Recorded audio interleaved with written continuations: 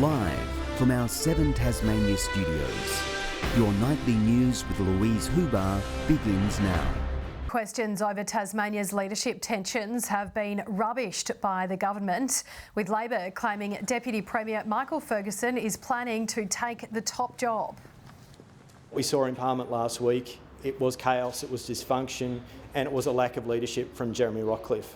I think it's time for Michael Ferguson to either make his move or commit to Jeremy Rockcliffe, but we can't have the same uncertainty continue on for the rest of the year and potentially into next year. But Jeremy Rockcliffe has denied the rumours, saying he has the support of his party room. What we have is a Labor Party that cares only about politics and not about progress.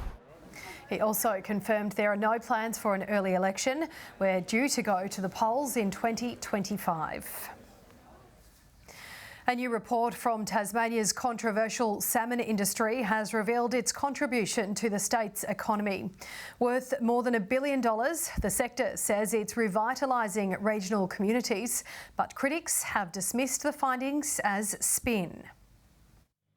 Huon Valley residents didn't need to cast a line today to enjoy some Tasmanian salmon. Home Hill Winery holding a family day, hosted by the 3 big farming companies. 1 in 4 local jobs are in the industry, with other sectors also reeling in the benefits. Across the board, tyre shops, you name it, every shop would have a salmon story of some description. The story of this industry is one born out of innovation, entrepreneurialism. The pioneering stories of these 3 companies is great Tasmanian entrepreneurial stories. The taste test also serving as the launch of a new report into the industry. Deloitte finding more than 5,000 Tasmanians have jobs in the sector. Worth more than $1.3 billion, it generates more than $700 million for the economy and dominates local seafood production. Supporters say it paints a picture of a responsible industry with a strong social licence in regional communities. Reports like this, again, emphasising that there is an economic story to this, there's a human story about its value to so many communities and people across the state. The government hoping the figures will silence opponents. It is really important in this industry that we have facts on the table, and that's the information that we've got from Deloitte. Not everyone, however, is buying what's being sold. Neighbours of fish farming slamming the report, accusing the companies of trying to hoodwink Tasmanians. Labor also calling on the state government to rethink its salmon plan. It's really important that the government gets the policies and the plan right, but the industry said very clearly the new salmon plan is not right for the industry. John Hunt, 7 Tasmania News. Tasmania's hospitality industry is warning some pubs may have to call last drinks due to crippling rises in electricity costs. Labor claims just 10 businesses have secured support through the government's customer support scheme. The THA says venues such as the Dr. Syntax Hotel have limited options to manage rising costs. If you rock into a great business like this one, the end result is you can only pay so much for a chicken parmigiana, otherwise either the business closed down or something's got to give. I recognise that that is still of concern to many Tasmanians, which is why we have the most generous concessions across the nation. The economic regulator recently approved a 9.5% rise in power prices. Parts of the Mersey Regional Hospital redevelopment will be ready for patients as early as next year, according to the government. The $41 million project hopes to ease pressure on overstretched waiting lists, but Labor says it's too little, too late. It might be a massive concrete and steel now, but the Mersey's remodel is all going to plan, despite the odd curveball thrown in by a 50-year-old building. Particularly in ground, there was a lot of services we didn't know were there. But we've worked closely with the Department of Health and relocated what we needed to and now pushed on. Wintry conditions and underground stumbling blocks aren't holding up progress. Some facilities are due to be finished early next year, with works expecting to wrap up by the end of 2024.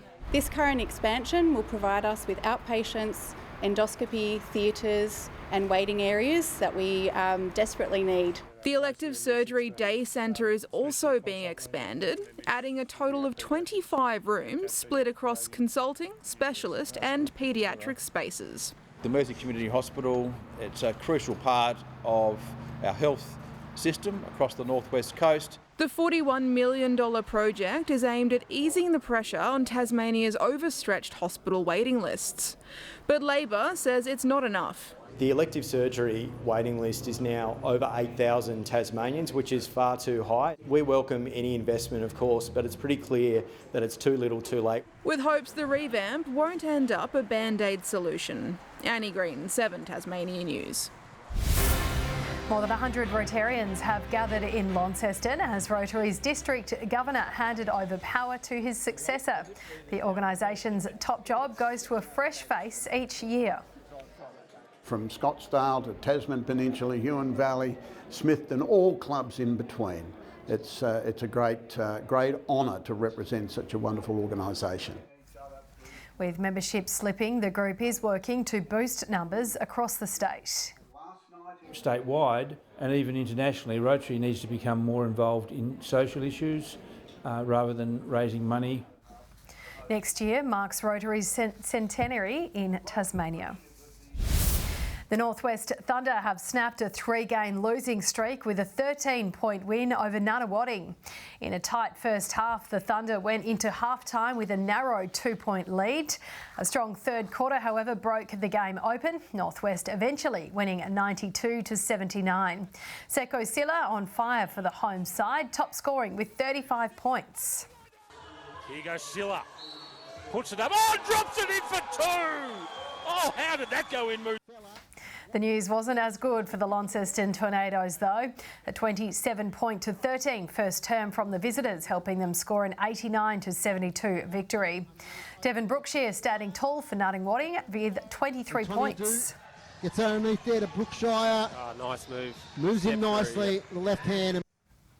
It's the second loss in a row for Launceston. And finally, Glenorchy's NPL title hopes have taken a dive after going down to South Hobart. In a pulsating match, the game appeared to be heading for a 3-all draw, but a late goal from South Hobart's Jackson Dent gave the Reds the 3 points. It means Devonport are now 7 points clear after they defeated Riverside Olympic last night. 2 second-half goals giving the Strikers a 2-0 win. And Kingborough, meanwhile, got its season back on track with a 2-0 win over Launceston City. Good evening, everyone. 14 degrees in Hobart today, 13 in Burnie and Devonport, and Launceston reaching 12. Across the state, Flinders Island, Lowhead, Friendly Beaches and Grove all 14, 13 on King Island and in Wynyard and St Helens, 9 in Ouse and Lyowini, just 5. Cloudy skies can be seen about the state today, thicker in the northwest, however less in the east, while thunderstorms are seen about the northeast. Further out, mid to high-level cloud and thunderstorms can be seen over Bass Strait and parts of Tasmania, while mid-level cloud extends from central Western Australia to South Australia.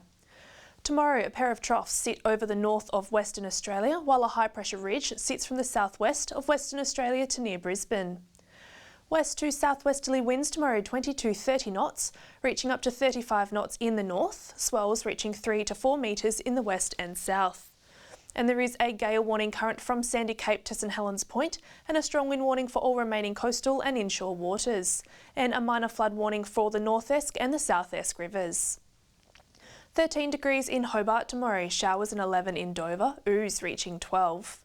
Launceston and Devonport both 14, possible showers and 13 in Scottsdale. 13 and showers in Burnie tomorrow, 12 degrees in Strawn, windy and 14 in Stanley. And in the east, partly cloudy and 15 in St Helens and Swansea, and a top of 12 in Ross. On Tuesday, showers about the west, far south and Bass Strait Islands. Showers on Wednesday, although little, reaching the east and northeast. And on Thursday, showers about the west and far south, mainly fine elsewhere. 15 in Perth tomorrow, showers in Melbourne and Adelaide, Sydney 19, sunny and 25 in Brisbane and 32 degrees in Darwin. And currently 9 and partly cloudy in Hobart, Launceston 9 and cloudy, and Devonport 9 and drizzle. And Lou, unfortunately, winter is living up to its expectations. It is finally. Thank you for that, Chelsea. And that's all your news for now. Thank you for joining us this Sunday evening. Kim and the team will be back tomorrow. Have a nice night. Good night.